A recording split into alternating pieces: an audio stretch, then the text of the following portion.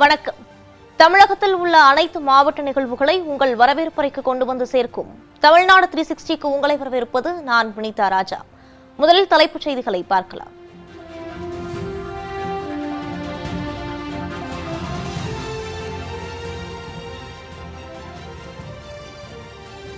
வயநாடு நிலச்சரிவு எதிரொலியால் கேரளாவுக்கு மலை காய்கறிகளின் ஏற்றுமதி குறைவு. உதகையில் காய்கறிகள் தேக்கமடைந்துள்ளதாக வியாபாரிகள் கவலை.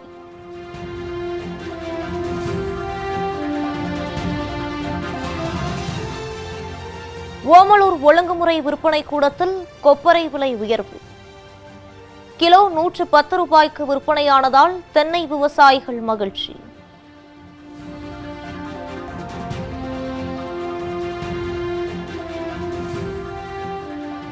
திருவாரூரில் குறுவை நெற்பயிரில் கருப்பு வண்டு தாக்குதல்.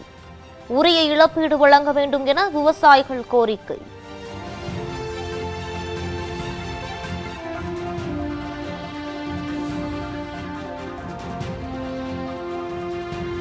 பண்டிகை விடுமுறையை முன்னிட்டு உதகையில் மலை ரயில் சிறப்பு சேவை.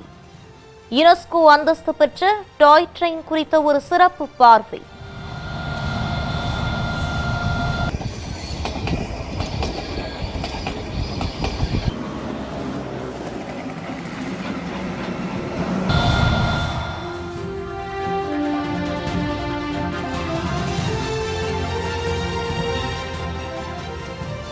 சிங்கமுனரியில் மரத்தடியில் இயங்கும் அங்கன்வாடி மையம். உயிர் பயத்தில் குழந்தைகளை அனுப்ப மறுக்கும் பெற்றோர்.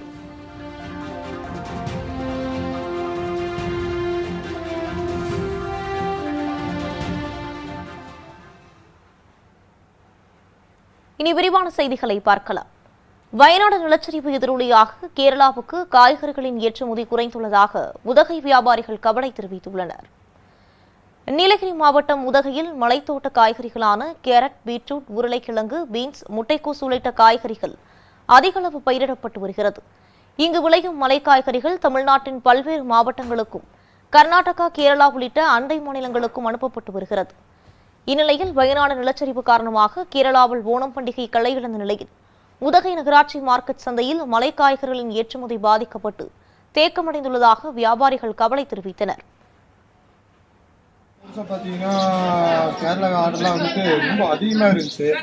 சரக்கு எல்லாம் கம்மியாக தான் இருந்துச்சு. இந்த வருஷம் அதை நம்பி போட்டது கேரளா இந்த நிலச்சரிவு ஆகிறதுனால எல்லாமே ஓணம் கொண்டாடுறதெல்லாம் ரொம்ப கம்மி பண்ணிட்டாங்க. அதனால ரொம்ப சரக்குலாம் ரொம்ப விலை கம்மியாயிருச்சுங்க. கேரளா வாரம் இந்த வருஷம் ஓணம் மாதிரி இல்லைங்க, அந்த மாதிரி ஆயிடுச்சு.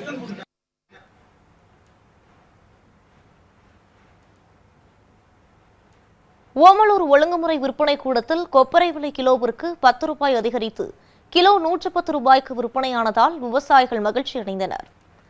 சேலம் மாவட்டம் ஓமலூர் ஒழுங்குமுறை விற்பனை கூடத்தில் தேசிய அளவிலான மின்னணு கொப்பரை ஏலம் நடைபெற்றது. இதில் 11,985 கிலோ கொப்பரையை விவசாயிகள் விற்பனைக்கு கொண்டு வந்திருந்தனர். கடந்த ஒரு மாதமாகவே கொப்பரையின் விலை தொடர்ந்து உயர்ந்து வந்த நிலையில் இன்று முன் எப்போதும் இல்லாத அளவிற்கு கிலோவிற்கு 10 ரூபாய் அதிகரித்து ஒரு கிலோ 110 ரூபாய்க்கு விற்பனையானது. குறைந்தபட்ச விலையில் 80 ரூபாய் விற்பனையானது. மொத்தத்தில் 12,50,213 ரூபாய்க்கு வியாபாரிகள் கொள்முதல் செய்தனர். இதனால் கொப்பரை விவசாயிகள் மகிழ்ச்சி அடைந்தனர்.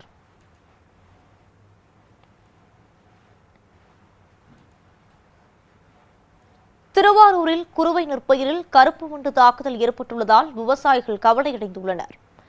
திருவாரூர் மாவட்டம் குடவாசல் அருகே புளிச்சிக்காடு, நெய்க்குப்பை, செம்மங்குடி உள்ளிட்ட கிராமங்களில் குறுவை சாகுபடி செய்யப்பட்டு தற்பொழுது பயிர்கள் அறுவடைக்கு தயாராகியுள்ளது.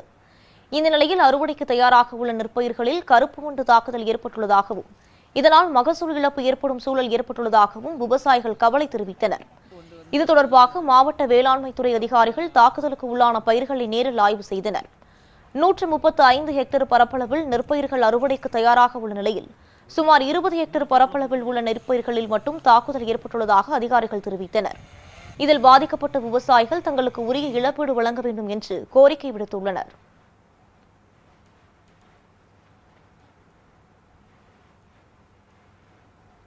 அரசு வழங்கிய இலவச பட்டா நிலத்தில் சோலார் பில்லர்களை அமைப்பதால் நீர்வரத்து தடைபடும் என்று விவசாயிகள் புகார் தெரிவித்துள்ளனர்.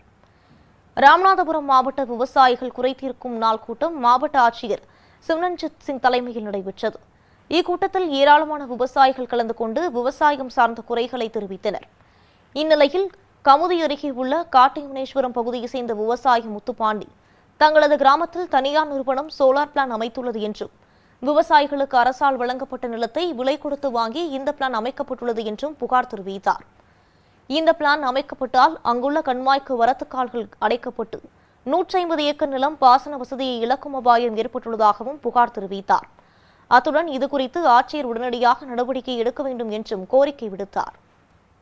பிடபிள்யூ கம்மாய் நீர்நிலை பகுதிகளில் சோலார்கள் ஆக்கிரமிப்பு அதிகமாக உள்ளது. சோலார்கள் ஆக்கிரமிப்பு அதிகமாக உள்ளது பட்டா என்று சொல்கிறார்கள். ஏல விவசாயிகளுக்கு அரசு தானமாக கொடுக்கப்பட்ட பட்டா. அது தொழிலுக்கு போகக்கூடாது அப்படிங்கிறது சட்டத்திலேயே இருக்கிறது. தொழில்துறைகள் அதில் செய்யக்கூடாதுங்கிறது சட்டத்திலே இருக்கிறது. நீதிமன்றமே உத்தரவு போட்டிருக்கிறது, நீர்நிலைகளை எந்த ஆக்கிரமிப்புகளும் இருக்கக்கூடாது அப்படின்ற.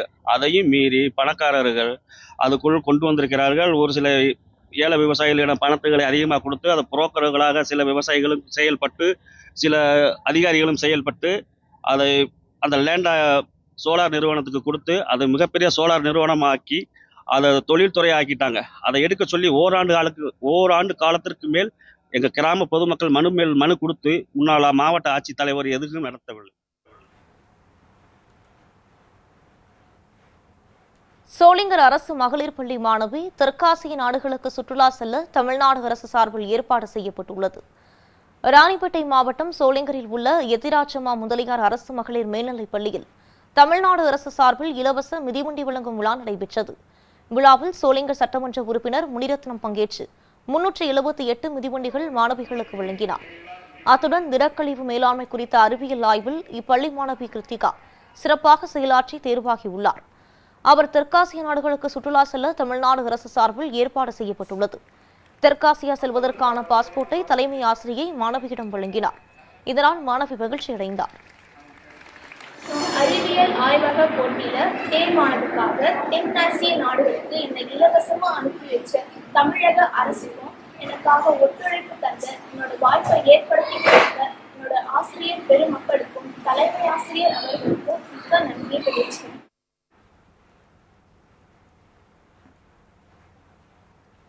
பண்டிகை விடுமுறையை முன்னிட்டு உலக புகழ்பெற்ற உதகை மலை ரயில் சிறப்பு சேவைகளை தென்னக ரயில்வே அறிவித்துள்ளது. உதகை மலை ரயில் குறித்த ஒரு சிறப்பு பார்வை உங்களுக்காக.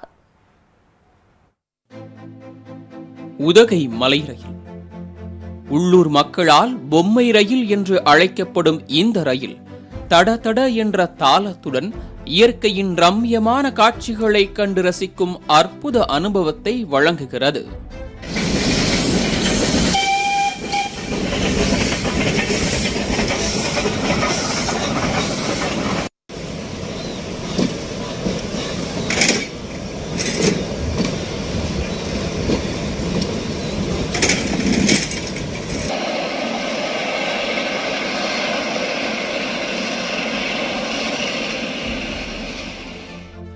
ஆயிரத்து 1908 ஆண்டு ஆங்கிலேயர்களால் உருவாக்கப்பட்ட இந்த மலை ரயில் 1000 மில்லிமீட்டர் நீளம் கொண்ட மீட்டர் கேஜ் ரயில் பாதையில் இயக்கப்படுகிறது. கோவை மாவட்டம் மேட்டுப்பாளையத்திலிருந்து நீலகிரி மாவட்டம் உதகை வரை இந்த மலை ரயில் இயக்கப்படுகிறது. ஆங்கிலேயர்களால் கட்டப்பட்ட இந்த மலை ரயில்தான் இந்தியாவில் தற்போது வரை இயங்கும் ஒரே ரேக் ரயில் ஆகும். ரேக் ரயில் என்பது பல்சக்கரத்தால் இயக்கப்படும் ரயிலாகும்.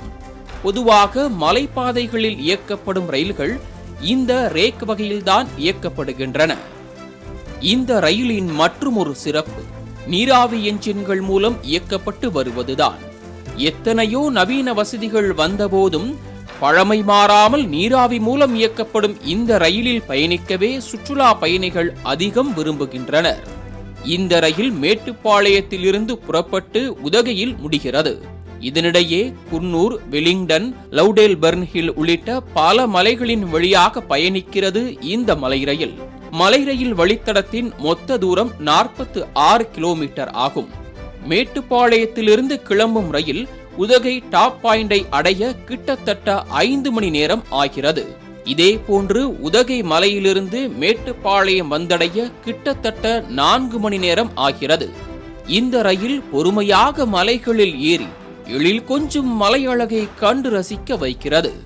அழகிய மலை முகடுகளையும் இயற்கை காட்சிகளையும் வன விலங்குகளையும் கண்டு ரசித்தவாறு பயணம் செய்து வருகின்றனர் பயணிகள்.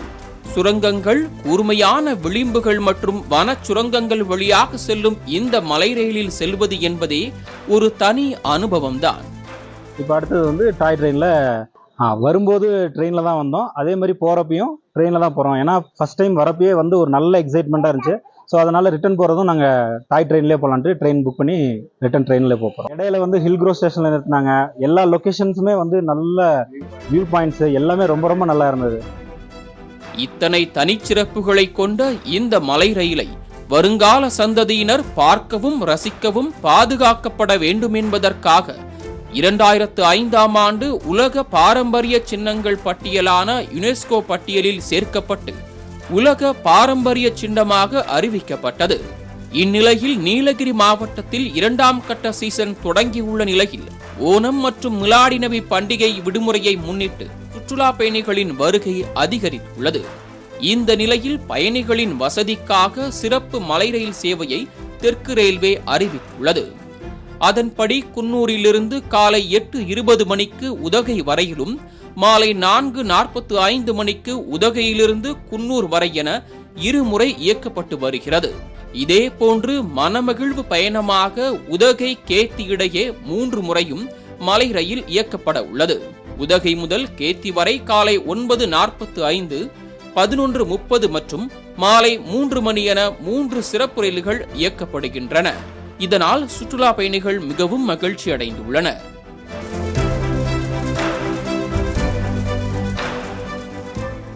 உதகை அரசு தாவரவியல் பூங்காவில் பூத்துக் குலுங்கும் மார்க்கெட் மலர்கள் சுற்றுலா பயணிகளை கவர்ந்து வருகிறது. நீலகிரி மாவட்டம் உதகையில் 2வது சீசன் களை கட்டி வரும் நிலையில் ஓணம் மற்றும் மிலாடி நபி பண்டிகையை கொண்டாடும் வகையில் சுற்றுலா பயணிகள் குவிந்து வருகின்றனர். சுற்றுலா பயணிகளை வரவேற்கும் விதமாக அரசு தாவரவியல் பூங்காவில் ஏராளமான மலர்கள் பூத்துக் குலுங்குகின்றன. அதிலும் கண்ணாடி மாளிகையில் உள்ள புதுவகை மலரான ஆர்கிட் மலர்கள் தற்போது வண்ணமயமாக பூத்திருப்பது கண்கொள்ளா காட்சியாக அமைந்துள்ளது. இதனை சுற்றுலா பயணிகள் கண்டு ரசிப்பதுடன் புகைப்படம் மற்றும் செல்ஃபி எடுத்து மகிழ்கின்றனர்.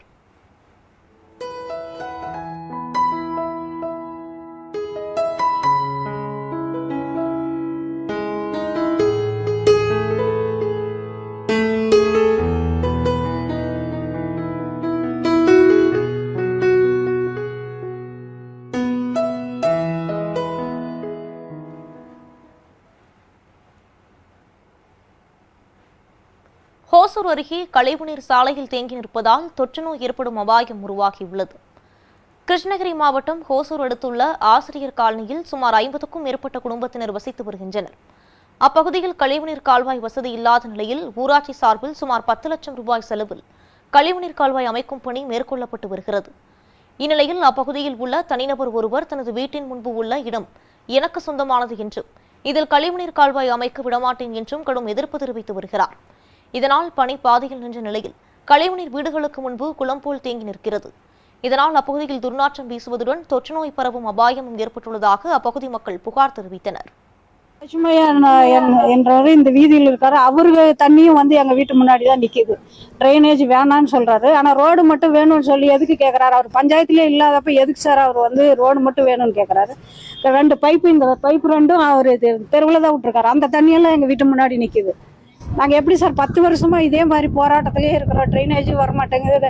கழிவுநீர் கால்வாய் போடாமல் ரோடு போடுறேன்னு சொல்கிறாங்க. எங்களுக்கு ரோடும் கூட வேணாம் சார். ஃபஸ்ட்டு கழிவுநீர் கால்வாய் வேணும் எங்களுக்கு, அதுக்கப்புறம் தான் சார் ரோடு வேணும்.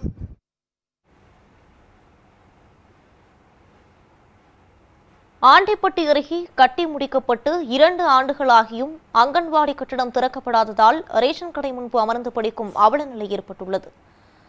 தேனி மாவட்டம் ஆண்டிப்பட்டி அருகே உள்ள அம்மாப்பட்டி கிராமத்தில் கடந்த 2022ஆம் ஆண்டு சுமார் 10 லட்சம் மதிப்பில் புதிதாக அங்கன்வாடி மையம் கட்டப்பட்டது. ஆனால் கட்டி முடிக்கப்பட்டு 2 ஆண்டுகளாகியும் அங்கன்வாடி கட்டிடம் திறக்கப்படாத நிலையில் அங்கன்வாடிக்கு வரும் சுமார் 20க்கும் மேற்பட்ட குழந்தைகளை அருகில் உள்ள ரேஷன் கடை நடைபாதையில் அமர வைத்து ஆசிரியர்கள் கற்பிக்கின்றனர். இந்த ரேஷன் கடையும் பழுதடைந்து அந்த நேரத்திலும் இடிந்து விழும் நிலையில் உள்ளது. இதனிடையே திறக்கப்படாத அங்கன்வாடி மையத்தை சமூக விரோதிகள் சிலர் கதவுகள் மற்றும் ஜன்னல்களை உடைத்து உள்ளே சென்று புகலிடமாக மாறியுள்ளதாக அப்பகுதி மக்கள் வேதனை தெரிவிக்கின்றனர். எனவே அங்கன்வாடி மையத்தை சீரமைத்து திறக்க வேண்டும் என்று பெற்றோர் கோரிக்கை விடுத்துள்ளனர்.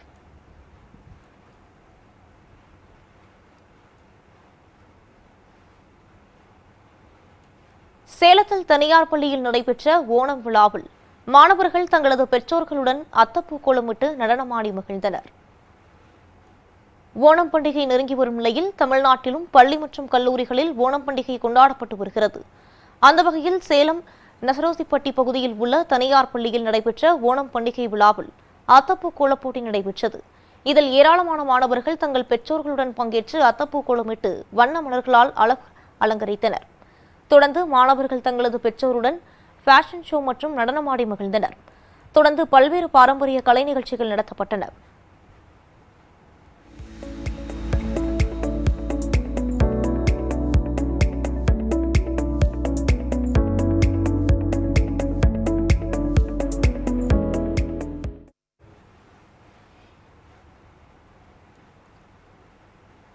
சிங்கமுனரி அருகே அங்கன்வாடி மையம் மரத்தடியில் செயல்பட்டு வருகிறது. ஏன் இந்த நிலை? பார்க்கலாம் இந்த செய்தி தொகுப்பில். நீங்கள் பார்க்கும் இந்த காட்சி வீட்டிற்கு வெளியே காற்றோட்டமாய் பிள்ளைகளோடு விளையாடும் காட்சி அல்ல. இது ஓர் அங்கன்வாடி மையம் என்றால் நம்ப முடிகிறதா உங்களால்? ஆனால் அதுதான் உண்மை. ஏன் இவர்கள் மரத்தடியில் அமர வைக்கப்பட்டுள்ளனர் என்று நீங்கள் கேட்பது தெளிவாகவே கேட்கிறது. நீங்களே பாருங்கள் இந்த அங்கன்வாடி கட்டிடத்தை.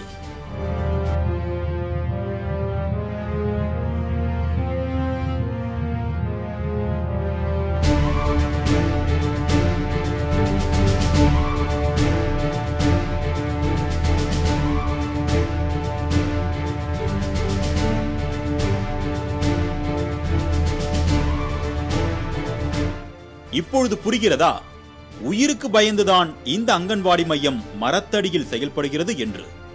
சிவகங்கை மாவட்டம் சிங்கப்புணரி அருகே ஒழுகமங்கலம் கிராமத்தில் தான் இந்த அங்கன்வாடி மையம் அமைந்துள்ளது. 30 ஆண்டுகளுக்கு முன்பு கட்டப்பட்ட இந்த அங்கன்வாடி மையத்தில் சுற்று வட்டார பகுதிகளைச் சேர்ந்த 25க்கும் மேற்பட்ட குழந்தைகள் பயின்று வந்தனர். ஆனால் முறையான பராமரிப்பு இல்லாததால் கட்டடம் முழுவதுமாக சிதிலமடைந்தது. சுவர்களில் ஏற்பட்டுள்ள விரிசல், பெயர்ந்து விழும் மேற்கூரை, ஆபத்தான நிலையில் மின்சாதன பெட்டி, மழையும் வெயிலும் மட்டுமல்ல விஷப்பூச்சிகளும் தாராளமாய் உள்ளே வந்து செல்லும் நிலையில் உள்ளது. அத்துடன் எந்த நேரத்திலும் இடிந்து விழும் அபாய நிலையில் இருப்பதால் உயிர் பயத்தில் தங்கள் குழந்தைகளை அனுப்ப பெற்றோர் மறுப்பு தெரிவித்த நிலையில் பிள்ளைகளின் வருகை குறைந்து போனது. இதனால் அங்கன்வாடி ஆசிரியை மற்றும் பணியாளர்கள் மரத்தடியில் அமர்ந்து பிள்ளைகளுக்கு பாடங்களை கற்பித்து வருகின்றனர். தண்ணி உப்பு தண்ணியில கரைஞ்சிச்சு. அப்ப இது உப்பு வந்து என்னது? கரையும் பொருள். என்னது? தண்ணியில கரையும் பொருள். பிள்ளைகளின் பாதுகாப்பை கருத்தில் கொண்டு பழைய அங்கன்வாடி கட்டிடத்தை இடித்துவிட்டு நல்ல தரமான புதிய கட்டிடம் கட்டித்தர வேண்டும் என்று அப்பகுதி மக்கள் கோரிக்கை விடுக்கின்றனர். இந்த கிராமத்தில் பார்த்தீங்கன்னா பால்வாடி கட்டடம் கட்டி இப்போ ஒரு 30 வருடங்களுக்கு மேலே ஆயிடுச்சு. இந்த 30 வருடங்களுக்கு மேலே இப்போ பார்த்தீங்கன்னா ஒரு 25 பிள்ளைங்க இதில் படிக்கிறாங்க. 25 பிள்ளைங்களில் 15 பிள்ளைங்க தான் வர்றாங்க. இதில் ஏன்னு பார்த்தீங்கன்னா இப்போ கட்டடம் ரொம்ப டேமேஜாக இருக்கிறதுனால யாரும் வர்றதுக்கு வந்து பயப்படுறாங்க. இது அரசாங்கம் முன்னெடுத்து எங்களுக்கு இதை பில்டிங்கை கட்டி கொடுக்குமாறு கேட்டுக்கொள்ளப்படுகிறது. பிள்ளைகளின் பாதுகாப்பு உறுதி செய்யப்படுமா? அங்கன்வாடி கட்டடம் புதுப்பிக்கப்படுமா? பொறுத்திருந்து பார்ப்போம். மாலை முரசு செய்திகளுக்காக சிங்கப்புணரி செய்தியாளர் குரு ரமணா.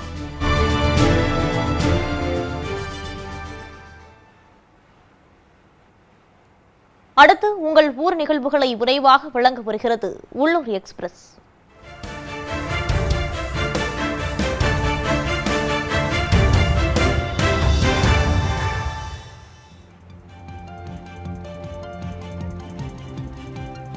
தேனி மாவட்டம் ஆண்டிப்பட்டி பேரூராட்சிக்குட்பட்ட கொண்டபநாயக்கன்பட்டியில் 800 ஆண்டுகள் பழமையான ஒன்னம்மாள் தொட்டராயர் கோயில் அமைந்துள்ளது.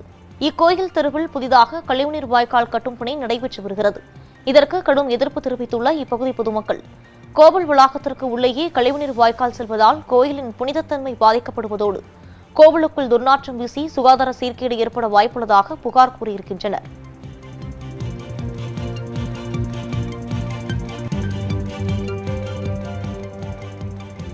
தென்காசி மாவட்டம் ஆலங்குளம் அடுத்த ஆலடிப்பட்டியில் உள்ள பழமையான அன்னை யோகாம்பிகை கோயில் ஆவணி திருவிழா தேரோட்டம் வெகு விமரிசையாக நடைபெற்றது. 4ஆம் தேதி கொடியேற்றத்துடன் தொடங்கிய திருவிழாவில் நாள்தோறும் சிறப்பு அலங்காரத்துடன் அம்பாள் வீதி உலா வந்து பக்தர்களுக்கு அருள்பாலித்தார். விழாவின் முக்கிய நிகழ்வான திருத்தேரோட்டத்தில் யோகாம்பிகை அம்பாள் தேரை ஏராளமான பக்தர்கள் வடம் பிடித்து இழுத்து வழிபட்டனர்.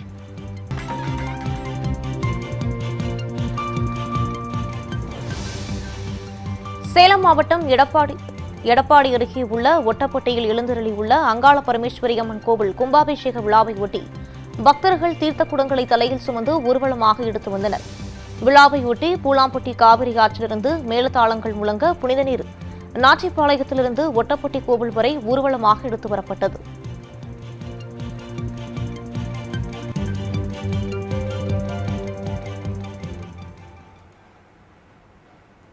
மாவட்டங்களில் நடந்த விளையாட்டு செய்திகளை வழங்க வருகிறது விளையாட்டுக் களம்.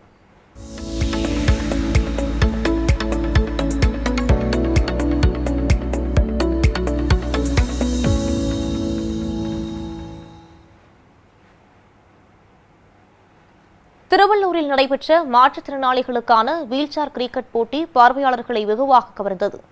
திருவள்ளூர் மாவட்டம் மரண்வாயில் குப்பம் பகுதியில் மாற்றுத்திறனாளிகளுக்கான மாநில அளவிலான வீல்சேர் கிரிக்கெட் போட்டி நடைபெற்றது. இதில் சென்னை, வேலூர் உள்ளிட்ட பல்வேறு மாவட்டங்களிலிருந்து வீல்சேர் கிரிக்கெட் வீரர்கள் பங்கேற்று தங்கள் திறமைகளை வெளிப்படுத்தினர். போட்டியினை மாவட்ட மாற்றுத்திறனாளிகள் நல அலுவலர் சீனிவாசன், தொண்டு நிறுவன இயக்குநர் ஸ்டீபன்ராஜ் உள்ளிட்டோர் தொடங்கி வைத்தனர். மற்ற கிரிக்கெட் போட்டிகளுக்கு சளைத்தது அல்ல என்பதை நிரூபிக்கும் வகையில் மாற்றுத்திறனாளிகள் வீல்சேர் கிரிக்கெட் போட்டி விறுவிறுப்புடன் நடைபெற்றது. இதனால் கூடியிருந்த பார்வையாளர்கள் போட்டியாளர்கள் உற்சாகப்படுத்தினர். இந்த விளையாட்டை துவக்கி வைக்கிறோம்.